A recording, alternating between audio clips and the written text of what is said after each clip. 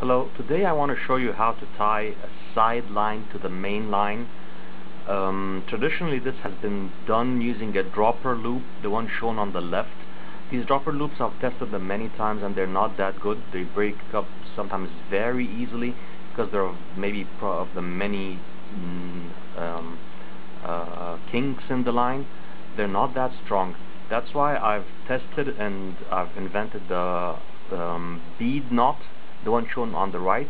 In this knot you tie a bead, a very small round smooth bead around the main line, and then after this bead is tied, it's so easy to tie a side line to it, which ends in the hook as shown on the right.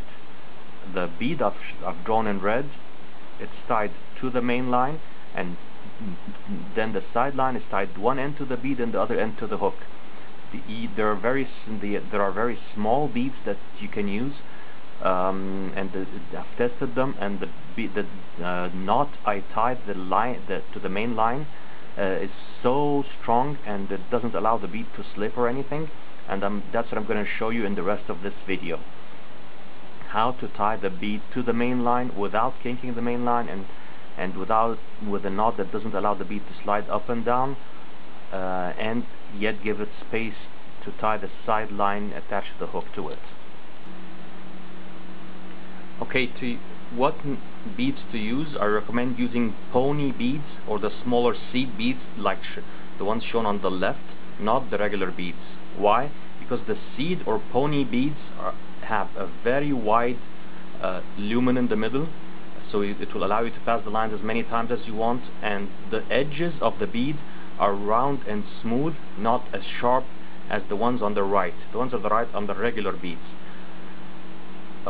These beads are so cheap, you can get 100 of these for like $1 or $2 on eBay, and they're made either of acrylic or glass, and both work very well.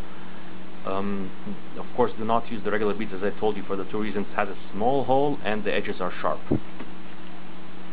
What about which size of bead do you use? You use just a bead that has a hole in the middle that will allow you to pass the line 8 times through the hole in the middle, and I'll tell you why when I show you how to tie it. And what about the color? You can use any color basically you want, but I prefer using transparent colorless ones to avoid distracting the fish away from the hook and the bait and towards the bead. Some fish are just attracted towards colors more, so I just use the colorless transparent ones.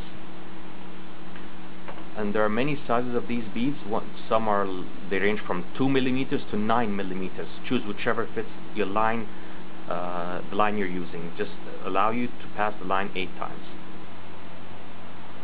Okay, tying this knot is very easy. For demonstration purposes, I'm going to use this rope and this as the bead. Okay. First, you pass the line through the bead once, and then twice. So this loop forms, and then you pass the line through the loop again, through this loop that forms once, okay, and then you pass it back through the bead again. You do this one time, okay, and then you do it a second time, but the second time pass it around the loop 3 times. This is the loop, and you pass it around the loop 1, 2, and 3 times, and again pass it through the bead, okay, and pull, okay, and then finally you do this one more time, pass it around the bead, and then around the line, the loop once, and then again through the bead. You can see this, you have 2 ends now. One is attached to this end, one side of the rope is attached to this end, and another side is attached to this end. This makes it impossible for the knot to slide up and down.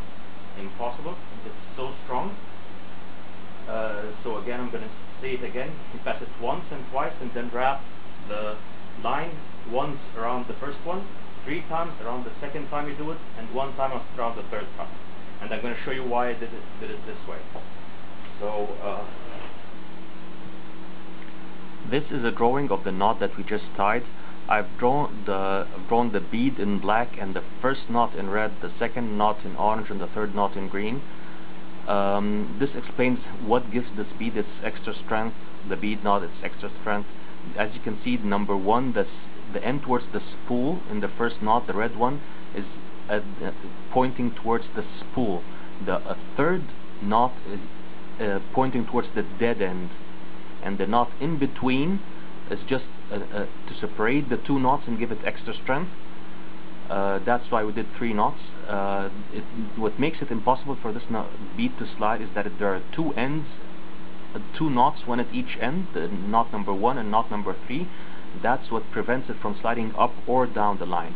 And as you can see, the line is wound around a big bead. There are no kinks in the line, so that would weaken it.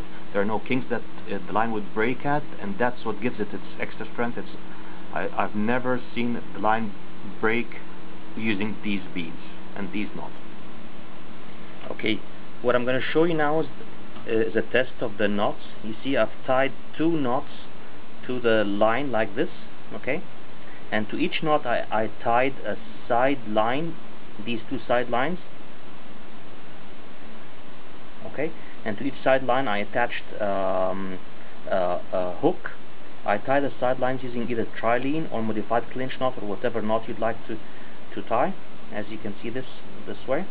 Okay, and to demonstrate how strong this thing is, I'm going to connect these 2 hooks to each other like this, and I'm going to pull as hard as I can using all my hands, okay? And as strong as I can. You can pull as hard and strong as you can. It's not going to break, and the beads are not going to slide, not even 1 millimeter, and the line is not going to break, as you can see. You can test it yourself and see how strong it is, and you're going to thank me for it. Okay, press like if you like this video, and you're going to use it very oftenly.